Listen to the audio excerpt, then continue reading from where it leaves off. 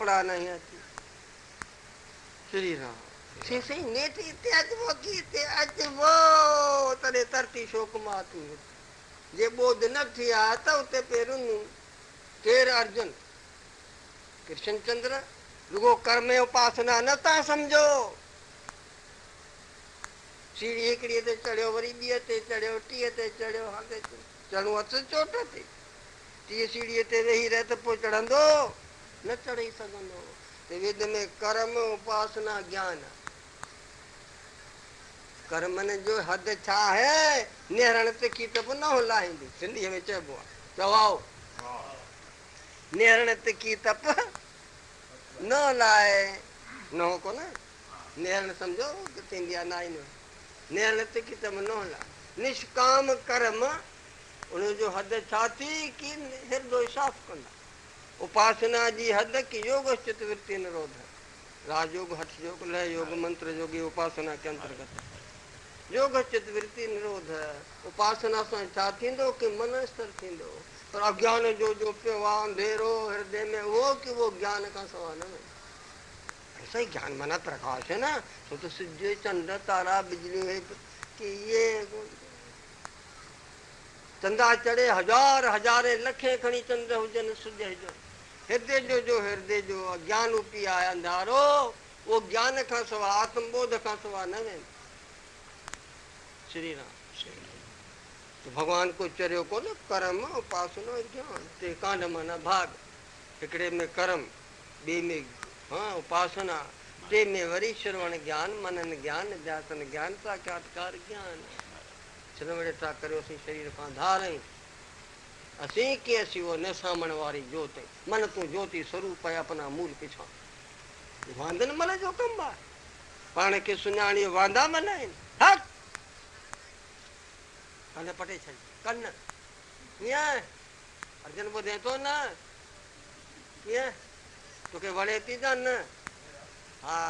हाणे हिते था वो आने त साईं जिगरी जान कि जिगरी जान सां सम्झो न सम्झो मुंहिंजा ॿई जहान वञनि जा कूड़ मुंहिंजो भाउ हूंदो पुफीअ जो पुटु चवंदो सचो सोहा जाठ बराबरि वञी के संत जो दर्शन कर के वली जी जाठ कर चाहे सचो सोह मुंहिंजा ॿई जहान वञनि जे मूं कूड़ ॿुधायो हुजे जयराम जी की तव्हांजी जान आहे आनंद रूप तव्हांजी जान आहे ॼाण रूप तव्हांजी जान आहे सतरूप तव्हां शरीर आदिकनि खां धार आहे तव्हां पार ब्रह्म परमात्मा ऐं तव्हांजी जान हिकु ई हिकु आहे उहो पार ब्रह्म तव्हांजी जान बणे अहम आत्मा लिखियो पियो आहे अहम आत्मा गुड़ा के सर्वभूतेषु स्थितः हिन में छा आहे की ॾोरा मञींदा की न मञींदा ॾोरा न हुजनि त हीउ थिए कपिड़ो जीअं हे ॾोरा हिन जे आधार ते वेठा आहिनि तीअं उहो ई आधार आहे सभिनी जो हिकु ई हिकु बणियो वेठो आहे हिको देव सर्वभूतेषु श्री राम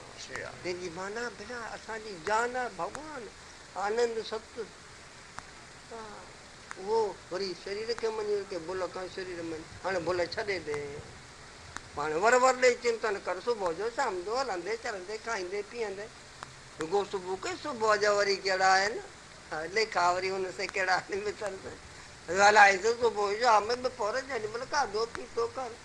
उठ त राम ई बैठ त राम ई कावत राम ई पीवत राम ई जय राम जी सही ध्यानु करणु महिल आनंद खे ध्यानु करण त वञे त ओॾी महिल त आनंद पर हीअ जे तोखे ॼाण वई त पोइ की पोइ तुंहिंजी बंदगी आहे तन तस्वीर मन मणियूं दिलि तंबूरो जिन तंदू जे तलब जूं वाहिद सर भॼन अलाहू जल जलाल वाहिद लहू ला शरीक लहू ॿियो राग रबन ओ सताई सो निंद बाद तन जे हीअ ज्ञान समाधि आहे उहो समाधि इहो समाधि न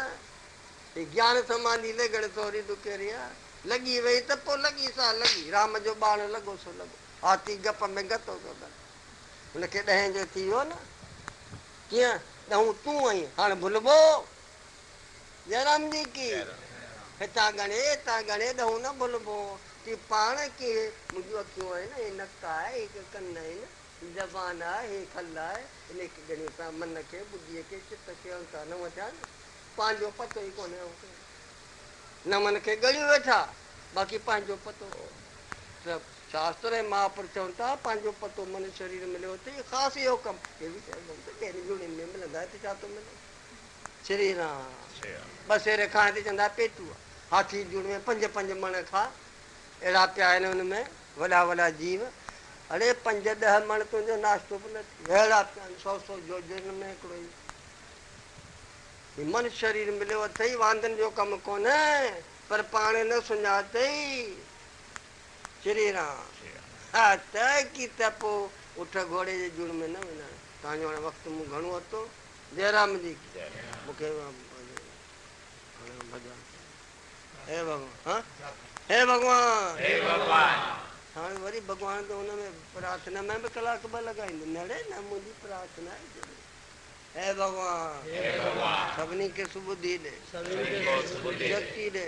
निरोगता ॾे पंहिंजो पंहिंजो कर्तव्य पाली हे भॻवान सभिनी खे सुॿुधी ॾे शक्ति ॾे निरोगता ॾे पंहिंजो पंहिंजो कर्तव्य पाली सुखी हे भॻवान सभिनी खे सुॿुधी ॾे शक्ति ॾे निरोगता ॾे पंहिंजो पंहिंजो कर्तव्य पाली सुखी हरि ओम शांति शांति।